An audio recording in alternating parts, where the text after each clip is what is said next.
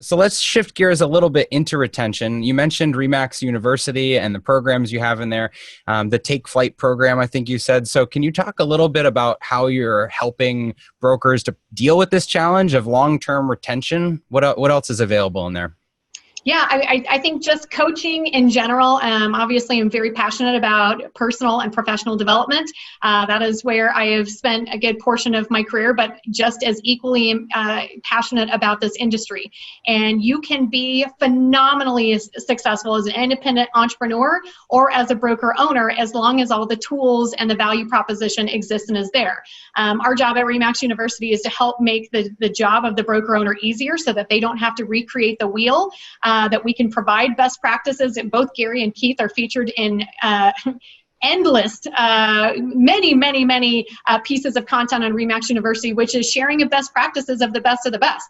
That is what makes us an amazing network, is our brokers are willing to jump on with each other and say, hey, I tried this, go check it out. Much like we're doing here, like two of our best of the best sharing a system that is making their lives easier. We try to do the same as far as from the coaching, the training, the consultative processes. Momentum is kind of our broker foundational program, and we've just rolled out all new content there for agents and brokers.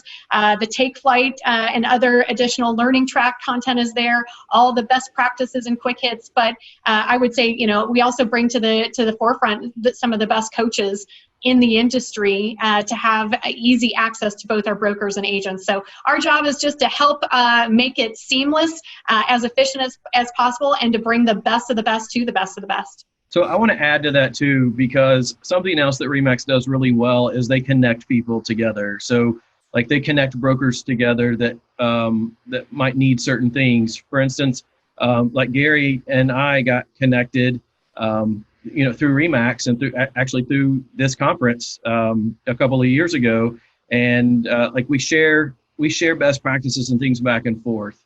So I think that's another thing that Remax does really well that helps. It's my favorite thing ever. It's like having a house party, like once a week, bringing together your favorite people who are just sharing unbelievably successful moments. I love that. Okay, so Tony, you were inside Remax and in charge of, head of retention and recruiting. And so how did you take that experience and start consulting for others? Are there certain tips that you brought when it comes to retention? Well, yeah, I mean, here's the ultimate thing, right? Like, it's what you focus on. And what I mean by that exactly is if your focus as a broker owner is to actually focus on the agent and focus on their success and focus on building their business, you will be successful at retention, because everything else falls into line if that is your true focus. Now, the issue some of our brokerage or some of the Remax brokerages have is they're not quite to the size and scale yet where that can be 100% of their focus, right? So the broker owners that are actually running their business and not working in their business, that are focusing on the agent's success, those are the ones that are most successful at retention. So everything that I do in my consulting realm is focused on helping the agents build their business and do more business. And we also try to make the broker owners look like superheroes, Keith, Pike. And so it's a lot of fun, and it is a lot of fun when you are actually focused on their success.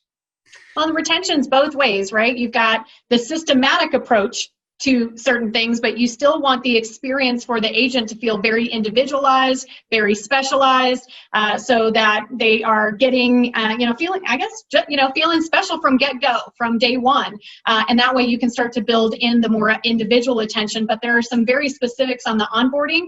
They just need to feel like they are being treated as an individual and coached along, like we are meeting them where they want to be met, instead of putting them all in a bucket together, meeting them where they are with systems where they don't feel like they are being ignored.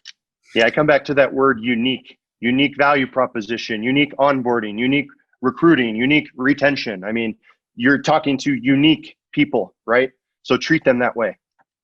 So Keith and Gary, you've got a lot of producers, and when you're recruiting them, you give them a lot of attention, you onboard them, you give them a lot of attention. How do you maintain that engagement a year or 2 years or 3 years later so that there's no risk of losing that person to another team? Well, there's always a risk of losing them. I mean, that's kind of like the blessing and the curse is as you build up their business and they become more and more successful, they raise their profile with their clients. So for us, I think it's really all about creating I mean, it's such a cliche, but you want to create that culture where they feel welcomed and respected, and you're continually trying to provide tools to help them grow their business. And I think we've done that in the past, maybe, or I have. I've kind of thought that somebody was just doing phenomenal, so they don't need the occasional pat on the back, or they don't need the public recognition, or they don't need help with anything. But that's when they end up leaving, and you have a good relationship, and you say, well, why did you leave? Oh, well, this other brokerages offer me this, and this. So over the years, I think we've realized you have to make sure that somebody, like I said, is just respected and reached out to and recognized, and see if you can figure out what their pain points are by having kind of like the feedback loops that we do with which go out anonymously to the agents, and then you're asking, what can we do better? What are we doing good, and what can we do better? So this is something that John Cheplack had kind of instituted into our brokerage, which we use at all different levels now. Actually, do the feedback loops with the staff, with the agent. We have these kind of mini teams within the team. So we have the squad leaders, and we can do that with those people. So we're constantly trying to figure out how we can improve things, how we can improve the culture, and how we can make those agents more successful by, like I said, asking what do they need, and recognizing the fact that when somebody's doing 10, 15, 20 closings a month, maybe they need help with, let's try and figure out how we can help them with providing. What kind of frequency of feedback loops are you doing? I have no clue. That's a Deborah question. I know that we do them often enough to continually improve and evolve. How about you, Keith? Is there a cadence that you're checking in with people? So, I think that to keep your retention really high, you've got to have a certain amount of emotional intelligence about where's your agent's head at. And there's agents that I know that I haven't spoken to in a little while, and I know that I need to check in with. And I know that some agents that were producing a lot, maybe they're not producing as much. I need to check in with them. Maybe some agents, like Gary said, have raised their profile. I need to check in with them, see where their head is at. So there's a certain amount of that goes on as well. But Gary didn't mention something that his brokerage does, and mine just started doing after I got the idea from them, is that we do squads. And so, we have almost 200 agents, and it's hard for me to be that person that can keep up with 200 people. And although, I do a pretty good job at it,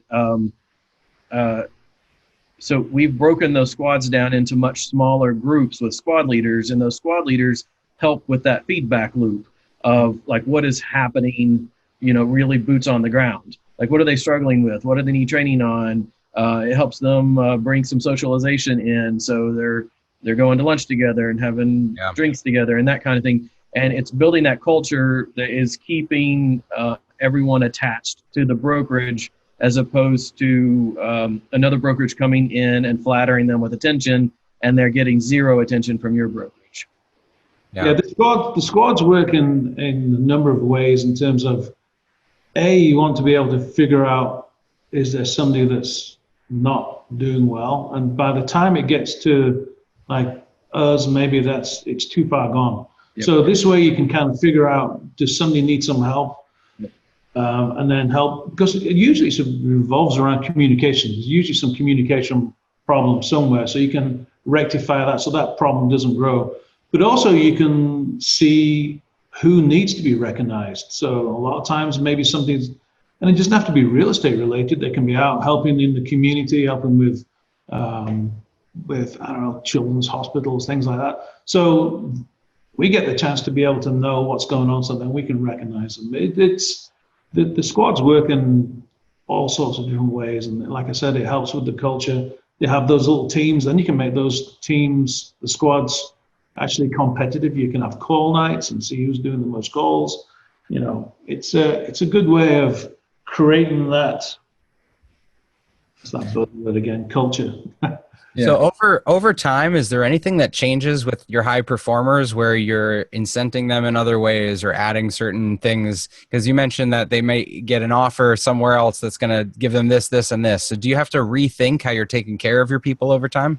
I think that some of the top performers in our brokerage end up getting offered positions of you recognizing them as leaders, and you recognizing their knowledge, and a lot of times they want to give back as well, so they'll become involved with the training side of things. We'll have agents that will focus on luxury, or agents that will so knowledgeable in terms of developments and land acquisitions and working with developers and things like that. So I think that if you recognize those people, that they become, like I said, the squad leaders. That's kind of like, I hate to say middle management, but that's like the next level up, because like it's a leadership position that now, if you're asked to be part of that, you're recognizing those people. So that helps with people, the recognition. Can I throw in something I know Keith Pike does that I think is really awesome? Is for years I've watched him. He doesn't put the agent cap on. He puts the people cap on. And I happen to know that, and he has shared with me and others, which I think is brilliant, that in his phone, in his contacts, every one of his agents has the company they came from in his contact information. So if he has an inbound call from Amy Somerville, he can see Amy Somerville was with, whatever previous company. It's never a done deal for Keith. He's always appreciative and always grateful for the opportunity to have brought an agent from another place. And so when it comes to, I ask him this all the time. So, is there a point in time where you have to reduce your fees? No, in fact, I increased my fees. How did you do that? Well, every time I'm in front of them, I talk to them like a person. I remind them of all the value that we're bringing to the table, so that I don't have to point it out. I don't have to sell it. And next time I say we have a price increase, they go, well, yeah, that makes sense. You've offered us all this value. So it is very, very authentic people-to-people leadership, and not super focused on real estate. Is that fair? Absolutely. If you're explaining to your agents what is happening and what is going on, they're going to be more a part of it. And this isn't you managing them so much as them partnering with you. And she is right. I do, in my phone, I do have when it pops up and it's their name and their picture, and it says what company they're with, because it reminds me they left that company because they were looking for something that company wasn't doing for them. And then it reminds me, I've got to fulfill those promises. I've got to be that company that they were looking for. But I think that when you get top agents that over time, you might have to do something different with them, because they might get to the point where they're in their business life cycle where they have plateaued, and you might need to meet with them to figure out where is their head at.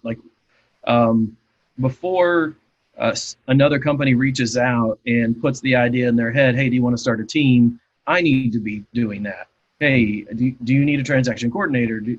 I need to be helping them figure out what they are going to do with their next step before one of my competitors is putting those ideas in their head, thinking that they're not getting that from me, or that it's not available from me, right? Yeah, it sounds like you've got to be proactive with that kind of career planning of what's next for them before someone else comes along and plants the seed. Tony, anything else that you're recommending on a retention kind of surprise and delight, or to improve the agent experience? Well, one thing I think in particular that we can all do better as business owners and business leaders is the way that we coach and train, right? We tend to tell a lot and we don't show a lot. I mean, I think I actually got into real estate when I was 19. And, I learned this from a really great guy that is still my mentor today, that he used to sit next to me as I would call clients, and he would critique and he would listen in, and it wasn't weird. It was kind of like it was like a nurturing kind of experience where I learned really quickly how to talk very competently on the telephone and how to get leads and how to get deals. And it was all because someone took time and energy to stop and listen and to show and not tell.